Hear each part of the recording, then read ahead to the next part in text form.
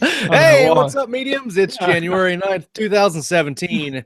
Welcome to another episode of Live here on Keystroke Medium.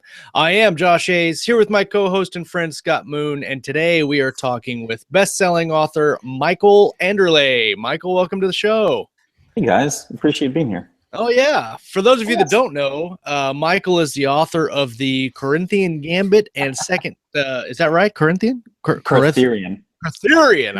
Come on, man. Get it right. Don't you speak Cathurian? Horrible intro. That's crazy. He also writes the Second Dark Ages, which I think is connected to those, and co-authoring the Boris Chronicles. I have not read any of your books. I'm going to say it right now, but apparently they are some space opera / vampire / spaceships something. They are a genre mismatch or mashup, yes. Mash up. Because I haven't read any of your books, I'm going to be in the same boat as our listeners and viewers. Maybe can you tell us a little bit about yourself and your writing? Yeah, absolutely. So I'm getting really close to 50 years old. And a couple of years ago, I had one of those situations where you think about a bucket list, things you want to do before you finish life. And so one of those bucket list items was write a book, because I've been a long-term reader all my life. I used to get grounded in elementary school, and the only thing my parents would do, those horrible individuals, was let me read. Imagine that. You're punished and you can't go play. So I read a lot. I'm not saying I was punished a lot. I just read a lot. You can create your own inference from there. Anyway, so it created a lifelong learning or lifelong reading. And so one of the other situations, so I had this bucket list item that I was wanting to do. And one of my sons, my oldest, is really talented in writing. And I've since found out others are too. But anyway, his personality isn't just get up and do it. It's kind of show me what, or tell me what I need to do kind of specifically, or let me see it being done. So I took half from his need to see it being done, because I was constantly telling him that right now is the time of the talent.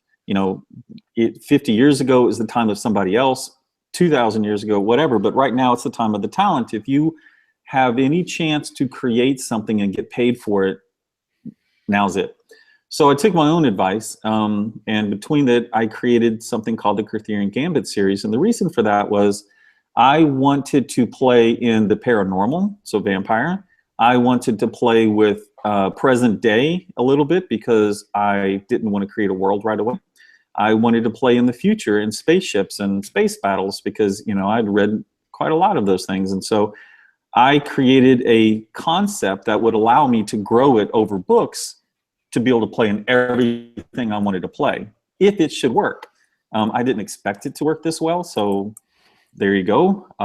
But that's kind of why people often say it's vampires in space. And I'm like, have you read the first few books? Because there's no space involved in it at all.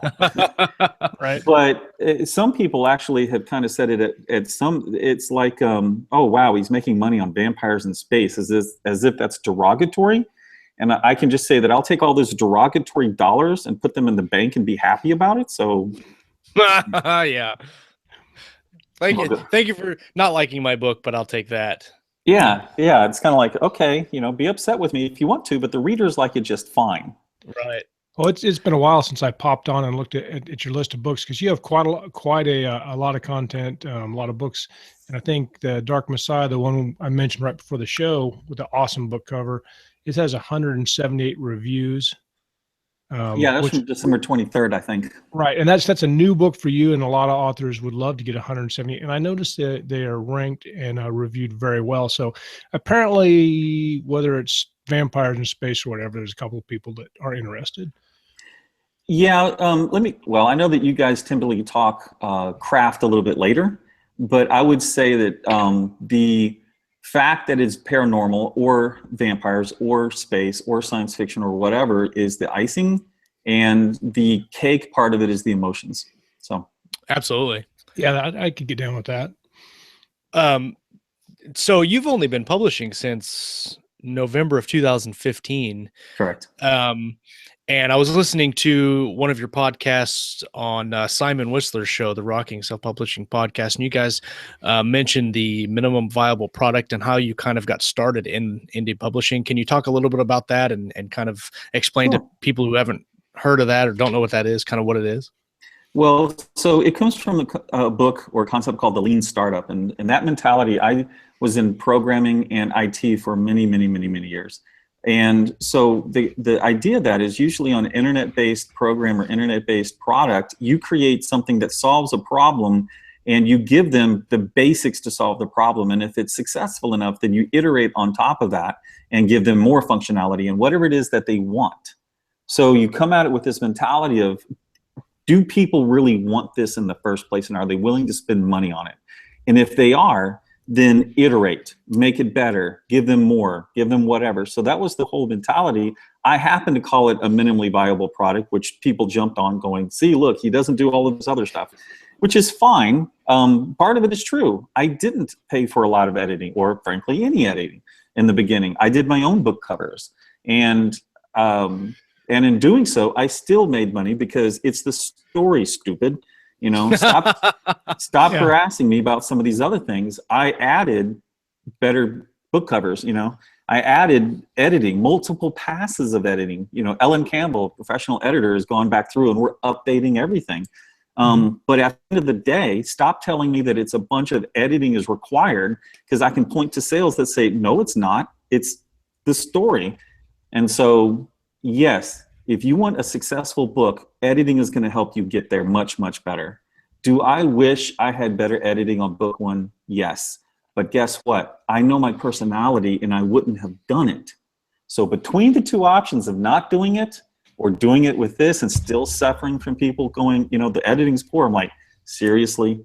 The editing is professional. But I believe that there are some people who've read the reviews and therefore they have it in their mind, the editing is there, right?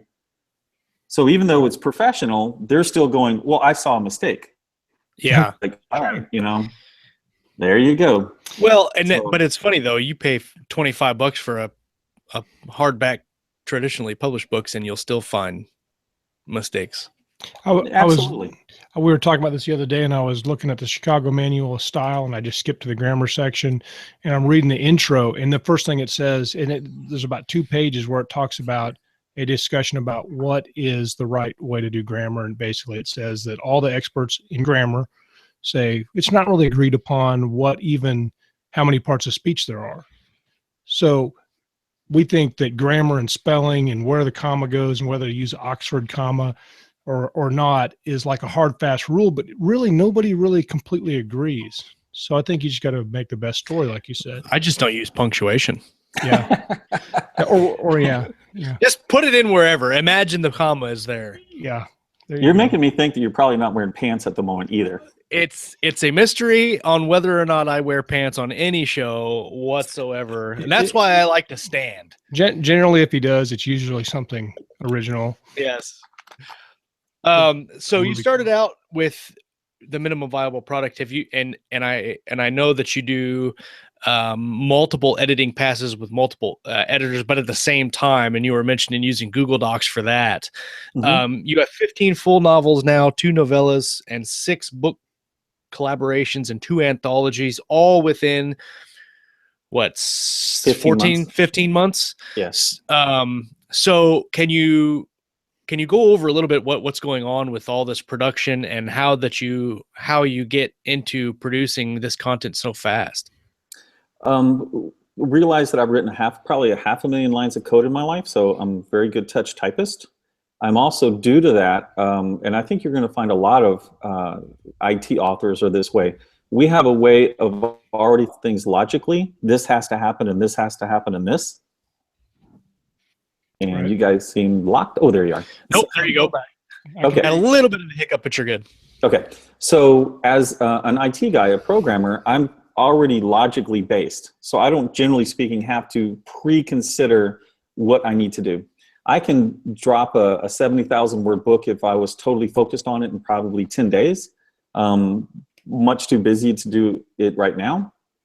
And so in the beginning, I dropped 3 books in November, and then basically once every 4 or 5 weeks after that. I skipped 1 month where I ended up like the last day of 1 month and then the second or third day of the month following. So the plan is 10 books this year and about 20 to 30 collaborations. So, wow. And part of that is because of getting the process down. My process is I'll think of the beats, and then I'll arrange the beats back in order on how I need to write the book, like how it's actually going to lay out. And then I'll start at prologue or chapter 1 and just write each scene all the way down. As I get about 2, generally it's the first 4 chapters, I toss that to production editor Stephen Russell, and he starts. And then I keep writing. Eventually, I'll get those 4 back. I do a quick pass on anything he's done or any questions. And then it goes to the beta editors, beta readers, which he is taking care of. So remember now, it's going to them. Right. He is already completely familiar with my voice. So when he will go and edit that pass with them. Now, one of the things is I'm not tied up into my story. I don't believe that every single word has to come out of my own brain or it's not the right word. So as the beta readers and editors, and they do their pass, Stephen does it. Anytime he has a question, he flags it and leaves it alone. So what comes back to me now, so by the time I get done, we are usually 15 chapters of done with the beta readers. So I'm going back and making sure those are good. Within 3 days, Stephen is usually caught up, 3 to 4 days. The beta readers have finished the last 5 to 8 chapters. I now have them. I go through, actually it goes to Kat Lind, who does a pass as well. So she's getting this during that time. And then she gives me her finals. I go through and read the whole book, change anything that I don't, that I think needs to be changed. Back to, occasionally there will be some things changed when I scratch my head and go, I know I didn't do this. So, right. What? So, Vampires in Space? Who wrote this? Yeah, exactly. That bastard. You can't write it because I wrote it. Yeah. So anyway, I get it. I go through it. I put it, and usually by the time I get the last stuff from Kat, it takes me 1 day to finish and go through the whole book. The covers are already done. It goes out, and I update my Facebook group and everybody as soon as I have in queue. I let them know. And the fans are great enough to, they're anticipating and they'll be chatting. It's not here, it's there. And they'll go, okay, it's now in England. One time it showed up before it showed up in America. And those that were Americans were pissed that it went over there first. And then we'll see when it hits up in Australia, and so it's really a really neat experience to kind of see that. Like what, that. It's a really a lot of collaboration that you have just going on your book. A lot of hands on it before it even gets published. You mentioned using Google Docs in another episode, but you also use Scrivener, right? So do you with the iOS capabilities of Scrivener and Dropbox, have you done away with Google Docs just to go straight to Scrivener? No, I do the stuff. My production's in Scrivener. Everything else is in Google. I'll drop it to Word. And that goes to Stephen. Stephen will put it in Google Docs because all of the beta readers and beta editors and the fans that are a part of this around the world, quite frankly, we have people that are in Australia that help beta read this and edit it. They're finding a lot of these mistakes that I've made, homonyms or DDs or whatever the case is. So it works very well. They all can comment, and then he does it back in there. And then once that chunk is finished, he will take it, export it out of that back to Word because Kat uses Word. Once Kat gives it to me in Word, I will do my pass in Word, and then I will copy it back in over the sections in Scrivener. Does that make sense? Okay. Yeah. I'm totally down with that, and that makes sense. Maybe on another show we can go into some details on going between Scrivener and Word and Google Docs, because that actually is useful tool for writers. Well, you think about it this way. Everything about me is production time decreased. I could give it to 7 different people. Each of them have 2 days. That's 14 days. Or if you have the right people, you can have 7 of them editing it at 1 day. Quick question. I'll let you get in there, Josh. I know you had a question, and I got about 30. I've been writing them down. But one is how many beta readers, and how do you find them? They came out of my fans, and we have limited it at 8 max. One time we did more than that. Holy crap, was that challenging. Stephen lost all of his hair. He's grown some back since then. And you had to run it as 2 parallel groups. So you can get too many, we found out. And once you nail in those that are both wanting to do it, because a lot of times, I mean, these people are amazing. They love to do this. They love to be a part of it and know that they get to read this before anything and everything else. However, life happens. And so you always have to have 2 or 3 people that you're working with in the background on what I call just in time, which we didn't mention that. And let me add that real quick. But so that as people have to drop out of your beta team, you can move someone in, you know, but there's a max that you can hold. I can't do the speed I am without someone like Stephen Russell involved. Because you have Stephen Russell and Kat Lind are 2, at least on your Amazon page, are both listed as editors. Stephen Russell is my production editor. He both helps me make sure that I haven't written something silly, completely silly, that go to the beta readers so they don't have those basic questions, and he will tweak it some and bring it back and say, okay, all of these things. And then Kat Lind is kind of like a final, if you will, that goes through and has another sanity check across the whole thing, and then she'll find some mistakes. And then once it's done that, once I put it back in Scrivener, I usually have anywhere from 4 to 8 or 9 what I call just-in-time readers who will read it, find mistakes, and give me those mistakes back in 15 hours. And these are people that are, once again, around the world. And I will normally get 30 to 50 mistakes found to do before I release that last one. And you mentioned that this Stephen Russell is your production editor, but you've also mentioned your all the other fans are beta readers. Is Stephen a paid, like, kind of an assistant, or is he still a fan that's just helping you out? No, or I pay him. Yeah, because that's a lot of work. It is a lot of work, and he offered it originally back. You know, if you ever read my author notes, I explained that I was trying to do this. There's a gentleman in Australia, David Down Under. He's actually belongs to their military that helped me in book 4, but then he has to go underneath the water for an extended amount of time. Right. Stephen stepped up and he made a silly question one time going, hey, you know, if you ever need some help. I grabbed him, and now he's never been let go. And Kat, is she just your paid final editor? She's not paid. Okay. Kat does this out of the love. She does it with, oh, geez, I can't even tell you how 80, 100 different authors. It's hard to explain Kat. You just have to get into the 20 books to 50K group and experience Kat. But she has a lot of, I believe, scripts and different things that she uses in order to accomplish it, because she's done things for Lawrence Donners, for Ilona Andrews, I understand, and just others. So I'm not the only one that she works with. She's probably got a super duper style sheet that she kind of does things, has a really efficient process, or maybe she's just friggin' brilliant. I don't know. Well, she is friggin' brilliant, but she also has a lot of other things. She's never explained everything she has, but I presume that has some word scripts and other things that she does to help make a couple of passes happen quicker for her. And she reads freaking fast. And the last string of Patrice Fitzgerald questions that I put chapstick on specifically for her this morning.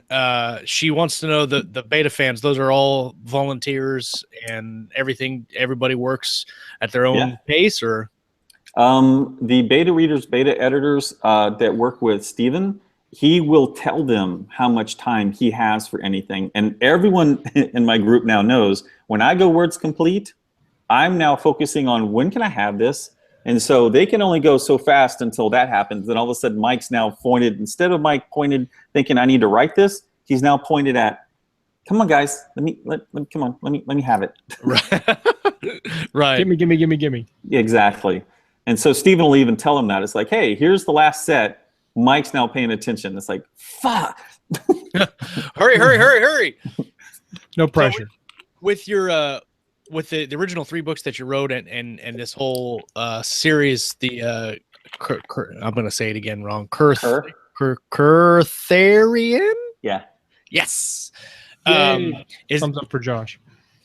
I've noticed that all your other collabs are kind of present day, maybe some military type Well, they're not books. actually. So my fans want to know what else is going on, right? When I killed off a major character and within 24 hours announced a new series, just as a note, killing off a major character is going to hurt you financially. Who knew? So I knew that there's going to be separate timelines. And one of the things, I love helping authors. I love helping authors be successful by themselves. I love helping authors in all sorts of different ways. And what happened in 2016 in August, a very short example was I happened to come out in 2 anthologies plus my own book. And what it did was it increased my author rank quite a bit because, you know, as you're part of an anthology, right? So everybody in the anthology gets a boost. And then I had my own book come out. It was a boost. And all of a sudden I'm riding high on the author rank list. And I realized, well, son of a gun, I'm getting more sales that I felt was attributed to the fact that my author rank was higher than it normally would be. So I love to hack the process. And so I was thinking about it for a while, plus in this case, something that Kat Lynn had mentioned. But anyway, long story short, collaborations meant that I could bring someone into my universe. They would get paid very well because they would get access to some pretty ravenous fans if we did a good job together. And I would now be getting a rank boost from the marketing side. So they get, as I'm sharing all of this and everyone's looking at them and now going into their backlist, which by the way is occurring. So that's really cool. And because I'm having more books in these collaboration series, my author rank should be going up, which is a marketing effort on my side, which I believe is also occurring. So and the same thing happens from anthologies. Yeah, well, that's how I found out, is because I was part of Patrice Fitzgerald's anthology, right, which was riding really high, and my own book, which was riding high, and then another anthology, which was doing well. So all of a sudden, I had shot up to number 2, number 3 in all of science fiction and stayed there for a little while. And so I was like, holy crap. I want to say her at Galaxy's Edge, the Beyond the Stars anthology, I want to say that hit number 1 for it, at least the genre when it released. Yeah, I mean, she's there, so we could ask her. Yeah, Patrice, did you hit number 1 in science fiction, or what was your highest ranking for Beyond the Stars? And while we're waiting, James McCormick asks, and we'll talk about a lot of this in process, but writing quickly and generating prose quickly. Do you have general strategies or tips to produce the amount of words that you write? If I would stop getting on Facebook, I'd be a little faster. Yeah, indeed. Since I do the beats, I know within 1 to 3 sentences what every scene is supposed to be about. And once I know what needs to occur in that, I can just write it. I don't need more than that. Others need what are called, in this case, what Kat calls fat outlines, which tell you even more, including emotions and situations. I tend to be kind of a empathetic individual, so emotions are just my normal cup of tea. So there's that. I have found that if I will focus to a timeline, like 25 minutes, the Pomodoro method, I can knock out pretty well. I have done dictation. If I do people talking, if it is action, I can't think it fast enough to talk it. So I need to type action, and I could dictate words. The problem is that if I have something that's mixed, I don't really want to sit there and put on headset, take it off, put it on, take it off. Right. Yeah, Patrice said that, yes, the Beyond the Stars hit number 1 in SF anthologies. So congratulations, Patrice. That's interesting that you mentioned that about dictation, because I've tried that and I go back and forth. I can usually dictate really well while I'm writing the beats. And the military science fiction story that I'm planning for this year, I've done all the beats by dictation. And it's very easy to write those because I'm just basically telling the story to myself, and I don't have to put quotation marks and he, she said, and all that stuff. So I haven't tried it doing dialogue in the actual manuscript, but I might. Yeah. I found. Go ahead. I was gonna say my relationship with dictation and auto spell makes me look like a crazy person because I can crank out a lot of words, but you got to edit it soon. You wait a month and try to figure out what the hell I was saying. I have no idea what that meant. I have found the same thing. The one thing I do like though is if I come out of 2 hours or 3 hours of dictation, I'm not as mentally exhausted as if I had done 2 or 3 hours of typing. Yeah, that's a good point. That's good. That's good.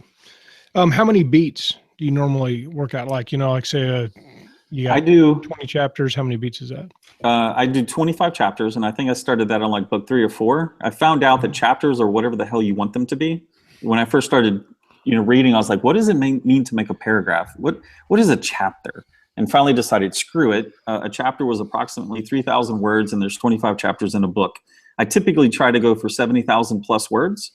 And did I answer your question?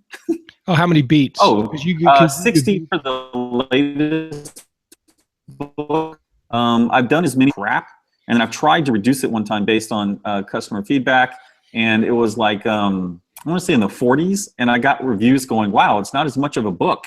And I'm like, wait, it's the same number of words as the last book. The only thing different was I didn't have as many scenes. Ergo, people are equating scene changes with length of book. Okay, yeah, and I lost some of the sound there. So like in, let's say, how many beats in the whole book, or how many beats per chapter? Because I will do. I don't go beats per chapter. I go words per chapter. So it could be 1 3,000 word scene. It could be up to 4. I don't think I've ever had 5, but up to 4 scenes. But typically it's scenes per chapter. Okay. That's interesting because when I write the first draft of anything in Scrivener, and I might have to adjust my process right now, but I have 70,000 I think words written on a book that I want to release here at the end of the month, and I wrote all of it in scenes. So I had like 8 scenes in Scrivener, but some of those scenes were like 12,000 words long, and they were broken up into different bits. And I was like, oh crap, I got to break these into chapters. So that's interesting that you say that, because you beat the scene and then break it into chapters may help present a little bit better to the reader. Go ahead. Sorry. I was going to say, if you're going to do that, end your scene in a chapter with a question or a concern. Okay. And the reason for doing that is like, so-and-so wondered what was going to happen next. And they're like, well, now I do too. Let me turn the page. That's a dirty trick if I ever heard one right there. Hell yeah.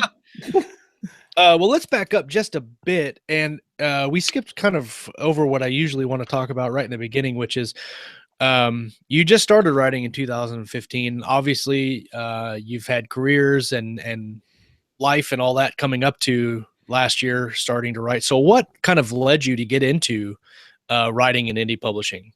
Okay, I lost you just for a second. I've had multiple careers. What led me to get into it? Yeah, what led you to get into writing? I mean, you've had these careers, and you said you had this digital marketing business. What led you to get into writing fiction and making indie publishing a career? Okay, so at the end of 2015, I was growing my business a little bit slowly, but I wasn't doing badly. And it was both a bucket item and a desire to help, explain something to my son. And so when I first dropped the first 2 or 3 books, in between book 2 and 3, which was dropped, I think, on like the 11th or 12th and then the 23rd or something like that, I went to Cabo San Lucas, Mexico. And down there, we went down there because my wife was presenting. She was the the officiator for a wedding for her friends.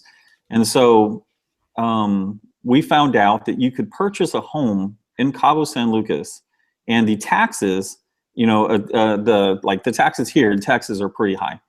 $1,000 plus for this home. Down there, it was like $600 for the same home for a year.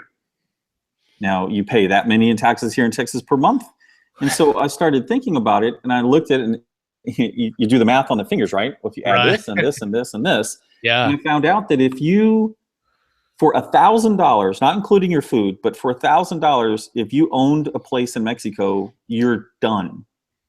You've paid your taxes, you've paid your electricity, you've paid your cable bill, you've paid everything. All you had to do is your food, which isn't that expensive in Mexico. Here, that first $1,000 is your taxes. Now you have to pay for your electricity and you're this and you're this. Right. And so at that time, I figured out that if I would write 20 books making what I was making that day on, those books right then, I would make $54,000, which would be more than enough to retire if we could buy a place in Cabo. So have you achieved that dream? Yeah, that wasn't so much a problem. Well, when I first heard of Michael Anderle, I was at the Smarter Artist, and somebody said, "Hey, you got to talk to Michael Anderle." I'm probably saying your name wrong, but he said, they said, well, he had a 5K month, and that was like in December they were talking about. And if I'm tracking our interview correctly, you started writing in like not very long before that. I did call it 438 gross in November, about 3,000 something gross in December, and then I'll switch to net. About 10 plus K in January. So 10, 13 or 14, 18, 20, 22. And it just kept on going up to where that most recent video was 50K in July. Wow. So you set a goal of $54,000 a year as an author, knowing that you could retire in Mexico and live well. Mm-hmm. And then around 3,000 or 4,000 a month. And I don't know if you want to talk about how specific, but so where are you at now? I mean, or how comfortable, or in some general term, I guess you're doing fine. Yeah, I've doubled that.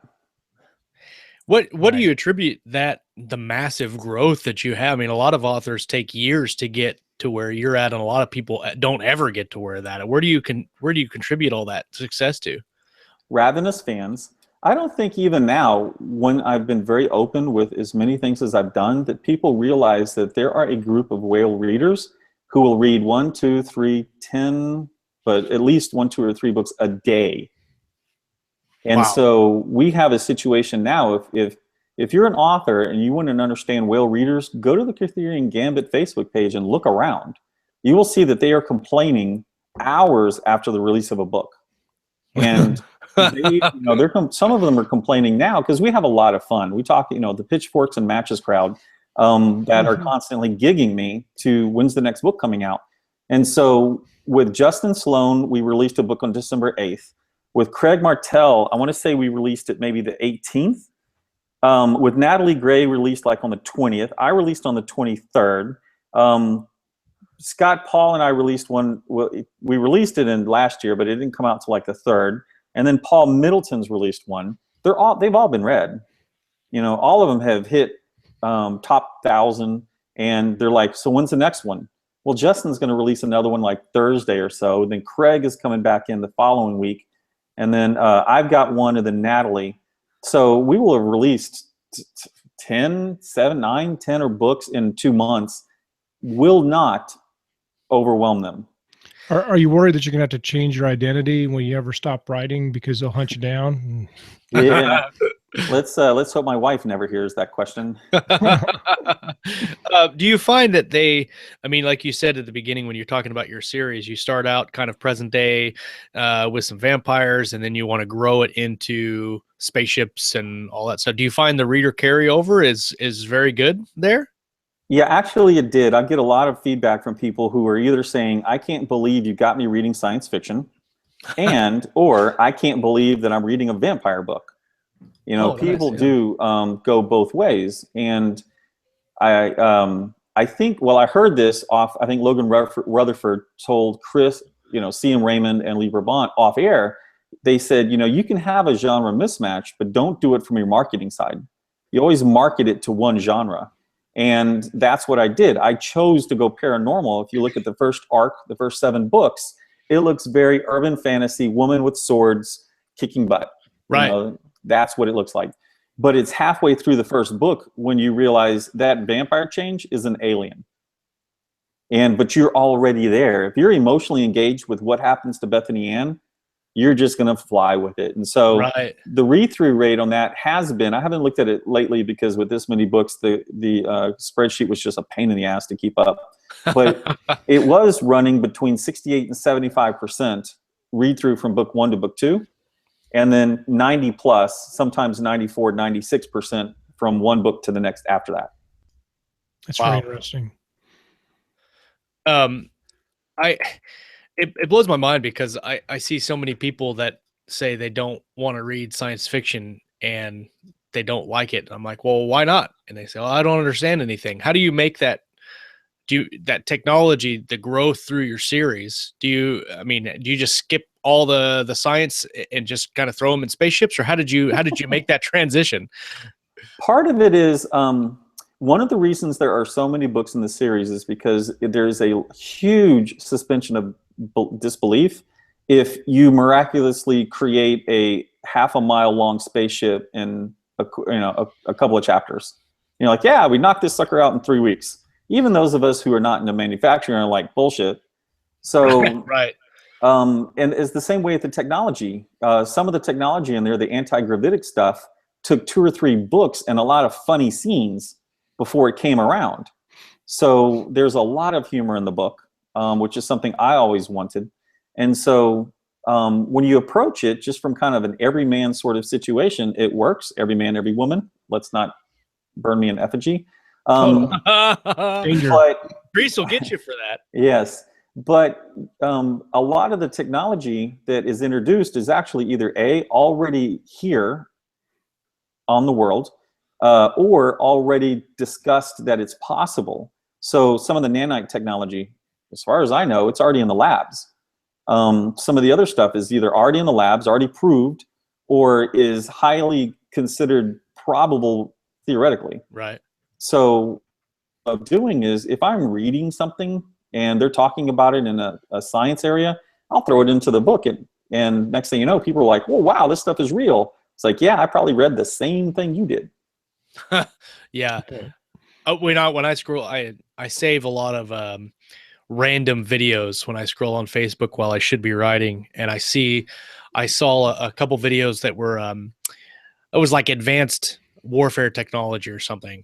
Mm-hmm. And yeah. I watched it and I was like, holy crap, I didn't even know that they were close to doing something like this.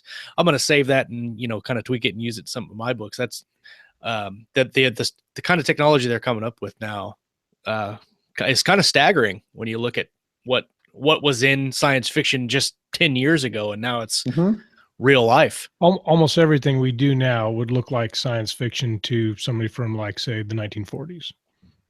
Well, absolutely. Even later. Literally, this podcast would be like something from a freaking Star Trek episode, long time ago. That's actually just from the early 2000s. I mean, I was in IT at that time, and to have this kind of quality among 3 of us, I mean, you got to remember back in 2006-07, the company I was working for did a T1, which is 1.5 megabit, and they were paying $1,500 to $2,000 a month for that.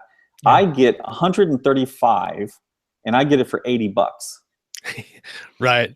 Yeah. So that, excuse me, it's crazy that that I remember my dad not wanting to spend the money to get a 56.6 modem, and I was like, Dad, we only have a 14.4. We need to get the 56.6 because I can't pull the bulletin board up fast enough. He was like, oh, we're not gonna do that, we're not gonna get it. And then we did get it, and then I wanted all the next one.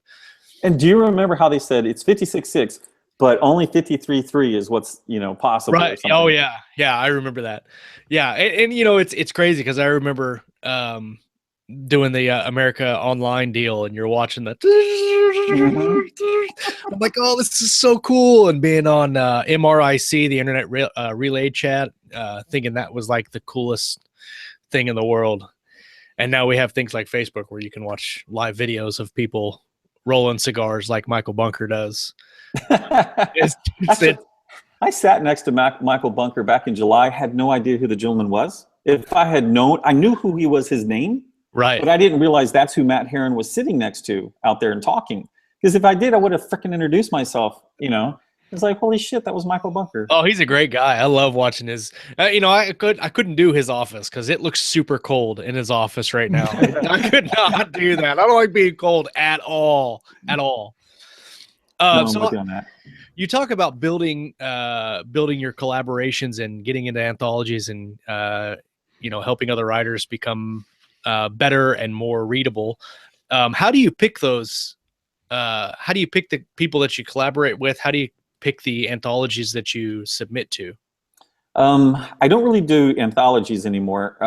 I can say that Haley Lawson was one of them, and she was heavy on 20 books and just asked me.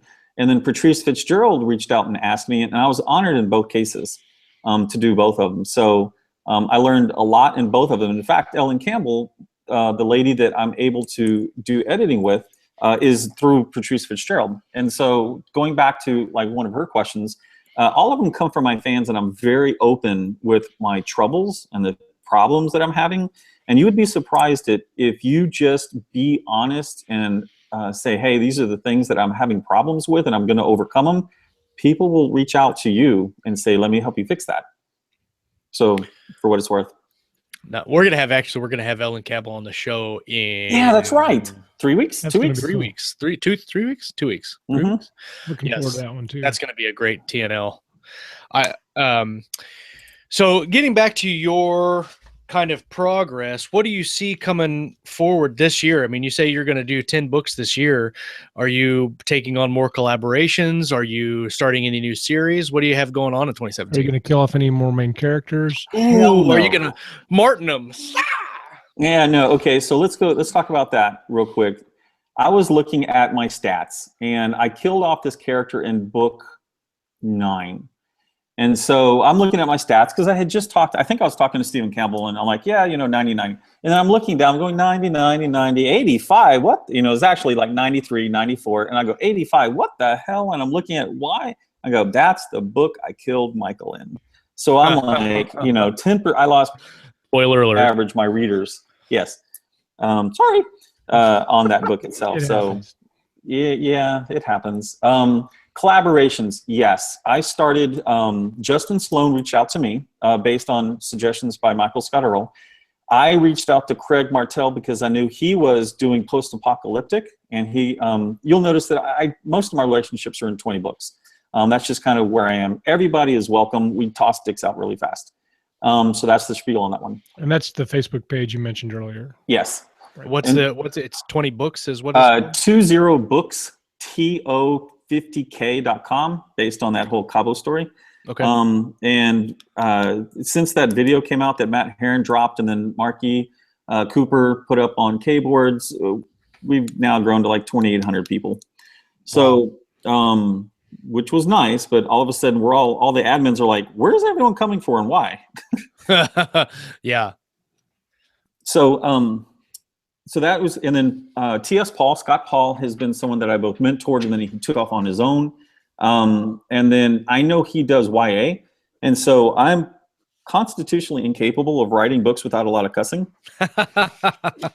And so that's not going to be my cup of tea. So I was going to reach out and find a YA person, but I thought, let me ask Scott. He had just released his second or third book in his Federal Witch project, and he was doing just freaking killer gangbusters. And I go, let me ask him, but monetarily wise, I didn't see why he should, do it. But he said yes. And I thank him for that, because now that's another one of my bestsellers that are happening right now. So we look at that and we do it. So a lot of it is just the people that are on there. Now, bringing out 3 confirmed new collaborations. 2 of them are in the wings, waiting for them to finish up existing projects. We're building the infrastructure in the back end to facilitate this, and we're using Slack. I tell you all of this because I'd like other authors that are in my place to mimic me, which means we will have more authors doing really well. So my goal is to do 7 figures this year and make multiple collaborators 6 figures. So that's my goal, and I guess my challenge to the rest of the authors who are at my level to make this happen.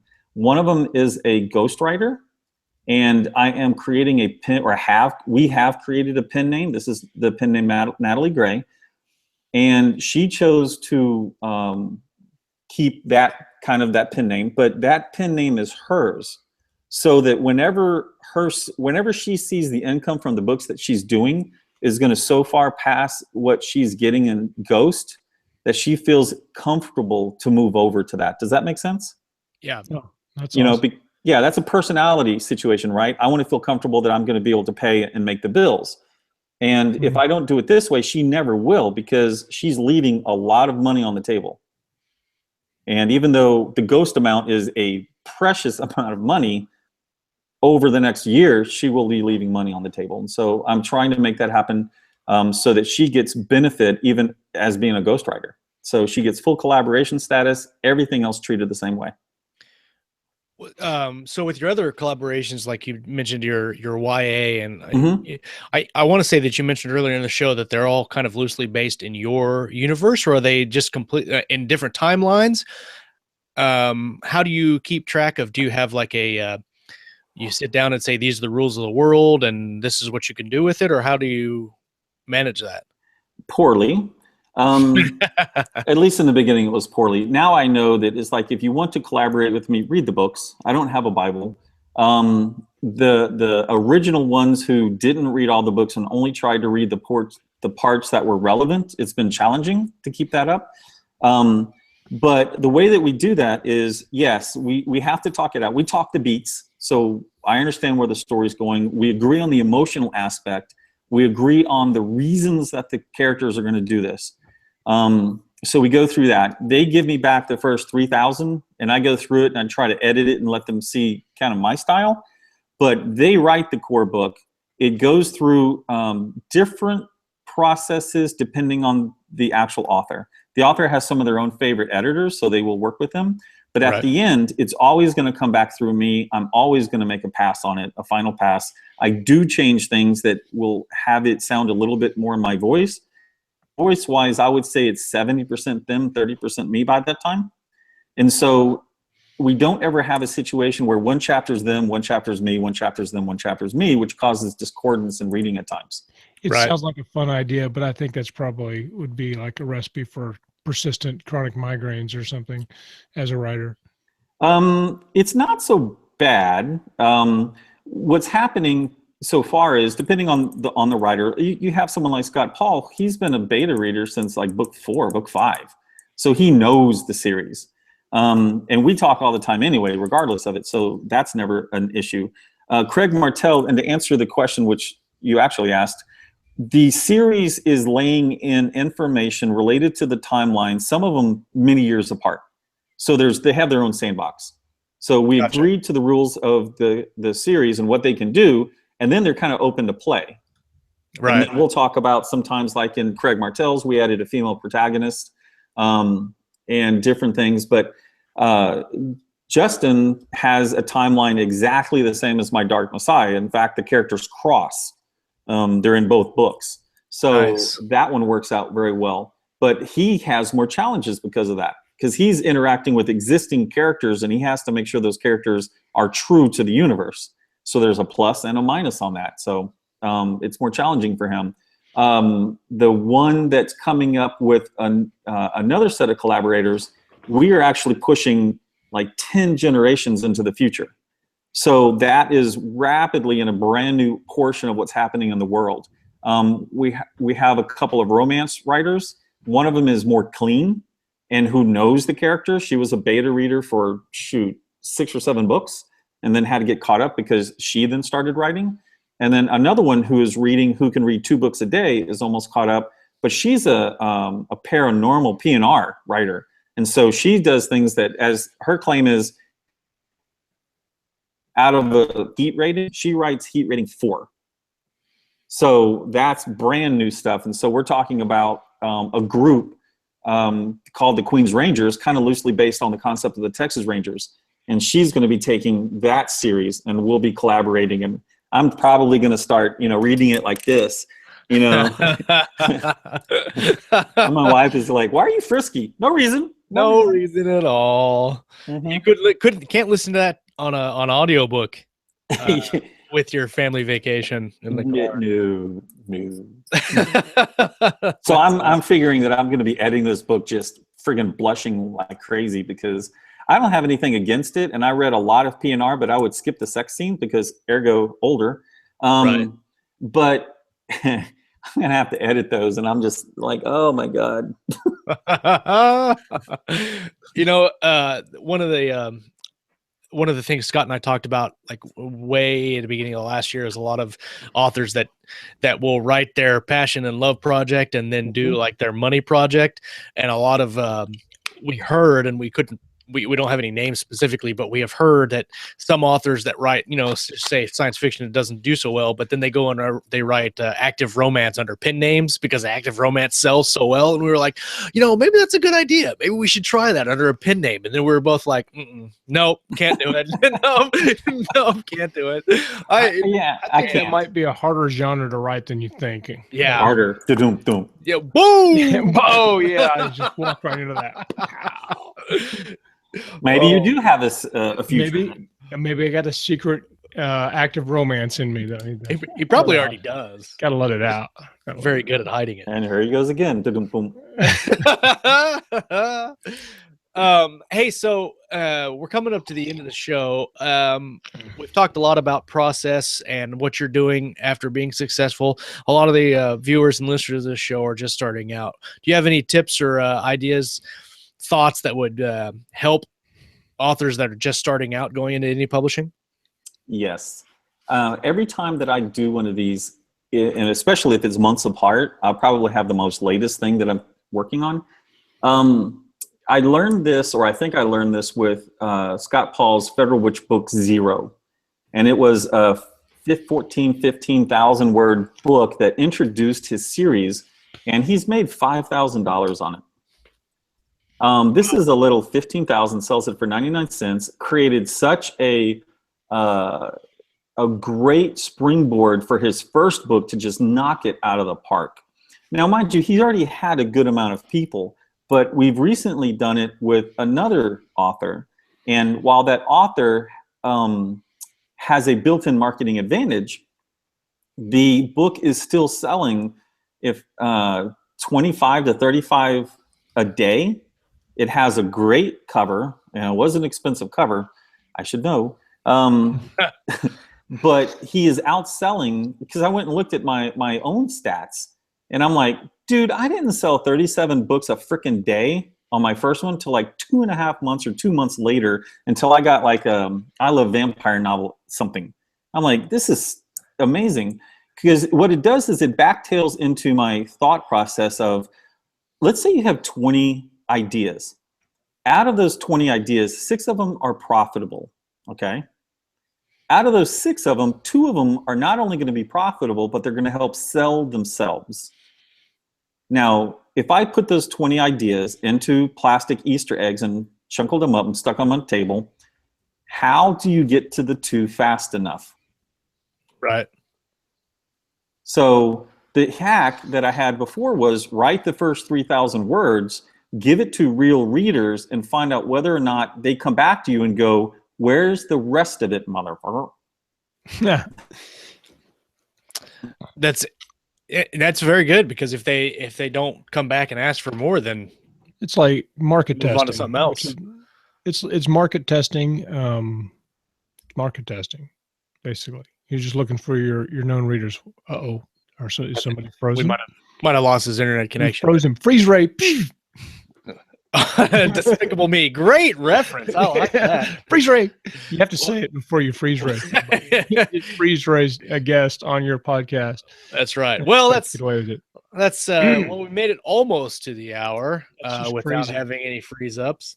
And we had very relatively low amount of technical difficulty this morning, which I was surprised about. So, hey, real quick, while we got time, was this the sound you're hearing? Yes, that was it. So maybe I clicked my pen more than I thought. Okay. Note to self: use pencils. Don't click pen. Clicking!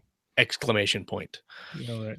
Okay. Well, Scott, do you have any wrap up final thoughts? Well, just so that this has been an awesomely fun and informative interview with Michael Anderle. I want to thank Patrice Fitzgerald and James McCormick for hanging out with me in the chat. We had a lot of fun talking. If you're watching next episode or after it's live, you won't see our ridiculous chatting It's like 2 separate shows, one in the chat box and then one in the regular show, which was interesting. and I'm sad because I still ain't brave enough to try to do the chat box, because I pull up my window and then everything crashes because I'm a technological dummy. I wish that there was a way that we could bring all that chat into the actual video. Hey, he's back! Yeah, sorry about that. I think that was on me. No, that's all right. No, it's obviously my fault. I'm the technical destruction. In our new company we formed, my title is literally the guy who creates all the technical difficulties. It's more concise than that. Are you do you put up a little picture of like the technical bars from years ago when, you know? Yeah. Oh man, we need to get one of those for Scott. So every time I could just like. Yeah, just put it up in front of you. And now wait a minute, your freaking not you, Scott, but your video thing broke a while ago. No, don't throw me under the bus like that. I don't ever have any issues at all, ever. Yeah. Can y'all put me on hold for just 30 seconds? Ready, go. Okay. We'll carry out the show. This is Mike. It's funny that he mentions that, because it's true that I set up the sound check this morning and my video just went boop, nothing. I'm like, no, what happened to my video? I don't know what happened. We're up like 94 videos. And I'm like, why do I keep having this problem? After 94 times, you think I could just show up, click on the site, and then we go forward. Yay! Everybody wins. Every time. Michael, thanks so much for coming on the show. I appreciate it. Yeah. It was a really good time talking with you. Well, we'd love to have you back on our TNL show, which is more specifically craft centric. I was going to say, kind of sounds like more of Scott's thing there, the TNL.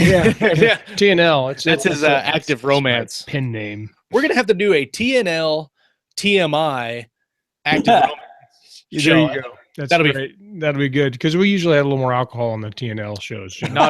Not for children. Right. Definitely. Okay, everybody that was watching live, thank you for coming. Everybody is listening on the feed in iTunes or on Podbean, thank you for listening. This has been Live with Michael Anderle. I'm Josh Hayes here with Scott Moon. Thank you guys very much for watching, and we'll see you on the next episode of Keystroke Medium. Bye.